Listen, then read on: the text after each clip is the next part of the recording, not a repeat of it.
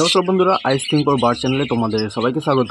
তো আজকের একটা নতুন ভিডিও নিয়ে তোমাদের কাছে এলাম। তো আশা করছি ভিডিওটা তোমাদের খুব ভালো লাগবে। ঠিক আছে? তো অনেক দর্শক বন্ধু আমাকে অনেকবার কমেন্ট করেছো তোমরা যে পাখি পালন তো আমরা করব, কিন্তু পাখি পালন করলে আমাদের কত কি বাচ্চা হতে পারে, তো তার একটা মোটামুটি হিসাব দিতে। তো সেই হিসাব করে তারা দেখতে চায় যে তাদের প্রফিট কত কি থাকতে পারে। তো প্রথমে বলি, ভিডিওটা তোমরা পুরো দেখো, তাহলে তোমরা পুরো ব্যাপারটা কিন্তু বুঝতে পারবে। ঠিক আছে? তো আমার কাছে যে 8 জোড়া তোমার খাঁচা আছে, সেপারেট কেজ, সেখানে আমি পাখি রেখেছি। তো সেই জায়গা থেকে আমি তোমাদের একটা ধারণা দিতে পারি। তো ধরো তোমাদের কাছে যদি 8 জোড়া পাখি থাকে, ঠিক আছে? তো আমার কাছে যেহেতু 8 জোড়া পাখি আছে, সেই হিসাব করেই আমি তোমাদেরকে আজকে বলছি। তোমাদের কাছে যদি 8 জোড়া পাখি থাকে, তো দেখো, একটা বদ্রি পাখি কিন্তু ন্যাচারালি যদি তারা ব্রিড করে, তো সেক্ষেত্রে তারা 3 থেকে 4টে বাচ্চা তারা কিন্তু ব্রিড করে।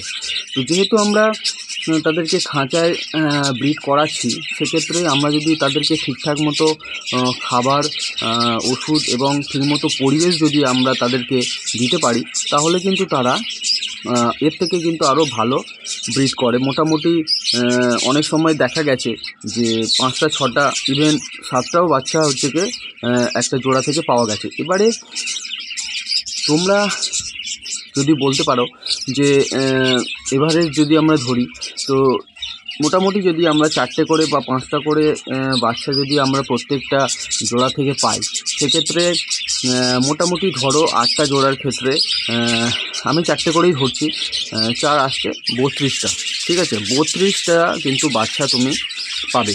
এবারে প্রথমে বলি, একটা পাখি ডিম পাড়া থেকে শুরু করে বাচ্চা পুরোপুরি বড় হয়ে যাওয়া, মানে তারা নিজেরা খেতে শিখেছে।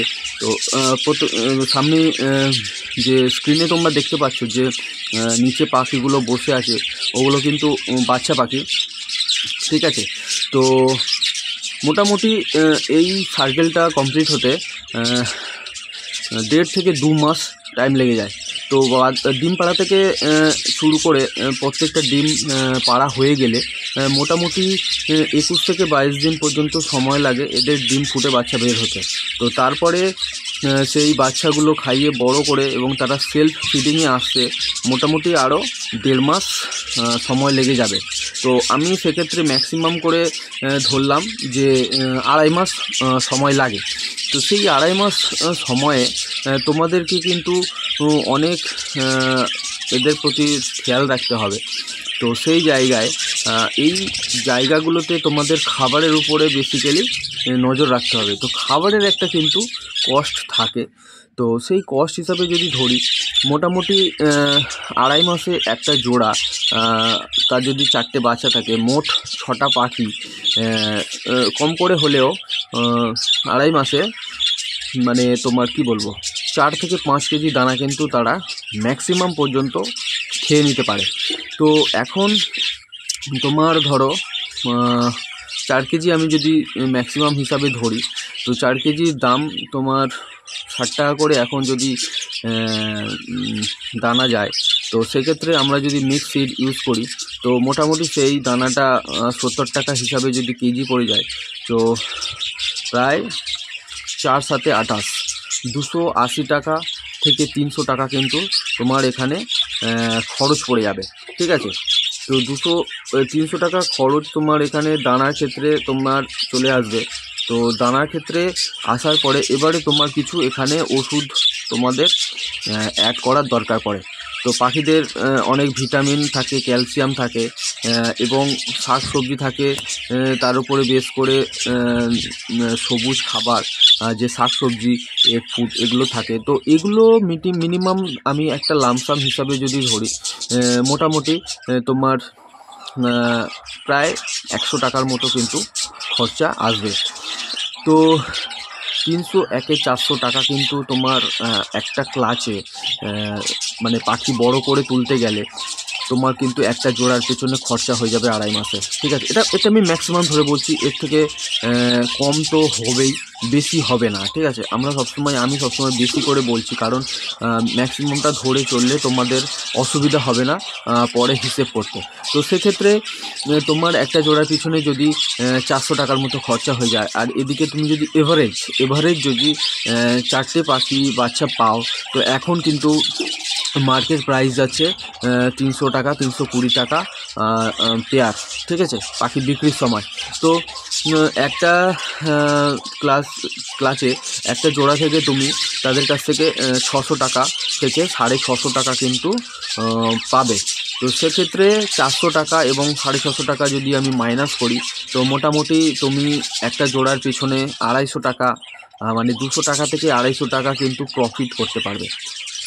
ঠিক আছে, তো এবারে তুমি মাল্টিপ্লাই করে কিন্তু তুমি হিসাবটা করো যে তোমার কাছে যদি 8টা পেয়ার থাকে, 8টা পেয়ার বা 10টা পেয়ার থাকে, তো সেই 10টা পেয়ারের ক্ষেত্রে আমি বলি 10টা পেয়ারের ক্ষেত্রে তাহলে তুমি 200 টাকা করে হলে 10 দুগুণে 20, এটা হচ্ছে কি মিনিমাম। ঠিক আছে, তো 10 দুগুণে 20 মানে 2000 টাকা। 2000 টাকা কিন্তু তুমি এই 10 জোড়া পাখি পালন করে মোটামুটি 2.5 মাস, 2 থেকে 2.5 মাসে তুমি তাদের কাছ থেকে কিন্তু আর্নিং করতে পারবে, প্রত্যেকটা খরচ বাদ দিয়ে। ঠিক আছে, এবারে কোনো পাখির ক্ষেত্রে হয়তো 4টে বাচ্চা নাও হতে পারে, তার 3টে বাচ্চা হলো। কোনো পাখির ক্ষেত্রে সেটা 4টে না হয়ে 6টা বাচ্চা হলো। তো সেক্ষেত্রে তোমরা কিন্তু এই যে হিসেবটা আছে, এটা একটু কম বেশি কিন্তু তোমরা পেতে পারো। ঠিক আছে, একটু কম বেশি কেন বললাম, কারণ অনেক সময় এই পাখির দাম কিন্তু ওঠানামা করে, এক থাকে না। তো সেই এক না থাকার কারণে কিন্তু ওঠানামা করার কারণে কিন্তু দামের একটা ভেরিয়েশান আসে, কিন্তু খুব বেশি কিন্তু ভেরিয়েশান তুমি পাবে না। হ্যাঁ, মাঝে করে পাখির দামের পতন কিন্তু খুব ছিল, একদম লো কোয়ালিটিতে, লো কস্টে চলে গেছিলো পাখি। ঠিক আছে, তো সেই জায়গায় থেকে এখন কিন্তু পাখির মার্কেট অনেকটা গ্রো করেছে। তো তোমরা আশা করছি এই মুহূর্তে যদি তোমাদের কাছে পাখি থাকে বা তোমরা যদি পাখি পালন করতে পারো, তোমরা কিন্তু কিছু প্রফিট কিন্তু তোমরা পাবে। তো এবারে তোমাদেরকে বলি একটা মানে সতর্ক করার মতো, যে আমি তোমাদের কাছে একটা হিসাব দিলাম, তো তোমরা সেই হিসাব করে কিন্তু একটা পাখি পালন করতে যাবে। তো সেক্ষেত্রে আমি তোমাদেরকে প্রথমে বলি, দেখো পাখি লাভ লস অবশ্যই থাকে, অবশ্যই কিন্তু এটা শখে তোমাদেরকে কিন্তু পালন করতে হবে, কারণ তোমাদের যদি শখ না থাকে তোমরা তাদের প্রতি ভালোবাসা দিয়ে কিন্তু পরিচর্যা করতে পারবে না, তাদেরকে কিন্তু সেইভাবে দেখতে পারবে না, বা তাদের প্রতি তোমাদের একটা খরচা থাকে, সেই খরচাও তোমরা করতে পারবে না। ঠিক আছে, এবারে আরেকটা কথা বলি, পাখি সবই হিসেব কাজ করে যদি তোমাদের বাচ্চা হয়। তো প্রথমেই বলি, বাচ্চা যদি তোমরা যদি ঠিকমতো না আনতে পারো জোড়া থেকে, তাহলে কিন্তু তোমাদের পাখি কিন্তু মানে লস হয়ে যাবে। তো মানে কি বলবো, একটা জোড়া যে আমি হিসেব দিলাম, এবারে 4টে পাখি বাচ্চা দেবে, তো সেক্ষেত্রে যদি 4টে বাচ্চা না হয় তাহলে কিন্তু তোমাদের লস হবে। ঠিক আছে, তো পাখির বাচ্চা যদি না হয় তো তোমরা বিক্রি করবে কী করে? তো সেক্ষেত্রে তোমাদেরকে কিন্তু মানে খেয়াল রাখতে হবে যে আমরা পাখিটা যখন পালন করছি, সেক্ষেত্রে আমাদের মানে ভালো করে খেয়াল রাখতে হবে যে তাদের প্রতি যদি আমরা যত্নশীল হব। ঠিক আছে, খাবার দাবারের কোনো কৃপণতা করব না, কারণ এই সিড মিক্স, ওষুধ, শাকসবজি, এগ ফুড এগুলো কিন্তু মানে দিয়ে যেতেই হবে। ঠিক আছে, তোমাদের নিয়ম মাফিক। তো সেক্ষেত্রে তোমরা কিন্তু চিন্তা করলে হবে না যে খরচা হয়ে যাচ্ছে। তো আমরা যদি তাদের পিছনে প্রথমে খরচা না করি, তারা কিন্তু পরে কিন্তু সেই মানে আমাদের আশানুরূপ কিন্তু তারা বাচ্চা কিন্তু ব্রিডিং করবে না। ঠিক আছে, তো ব্যাপারটা এটাই। তো মোটামুটি তোমাদের কাছে আমি একটা হিসাব দিতে পারলাম। তো এর পরেও যদি তোমাদের কোনো কোশ্চেন থাকে তো তোমরা অবশ্যই কমেন্ট বক্সে কমেন্ট করতে পারো। আর যদি এর থেকে একদম ডিটেলসে আরও কিছু জানার থাকে তো তোমরা কমেন্ট করো, আমি অবশ্যই চেষ্টা করব একটা ভিডিও নিয়ে আসার। ঠিক আছে, তো ঠিক আছে বন্ধুরা, আজকের এইটুকু। আবার নেক্সট ভিডিওতে দেখা হবে। আর আরেকটা কথা, অবশ্যই যদি আমার এই ভিডিওগুলো তোমাদের ভালো লাগে, তোমাদের উপকারে আসে, ইনফরমেটিভ মনে হয়, তো অবশ্যই আমার চ্যানেলকে কিন্তু একটা সাবস্ক্রাইব করে দিও, একটা লাইক করে দিও, ঠিক আছে? আর যদি ভালো লাগে তোমাদের বন্ধুদের কাছে কিন্তু অবশ্যই আমার ভিডিওগুলো শেয়ার করো। তো ঠিক আছে বন্ধুরা, আজকের এইটুকু। আবার নেক্সট ভিডিওতে তোমাদের সাথে দেখা হবে।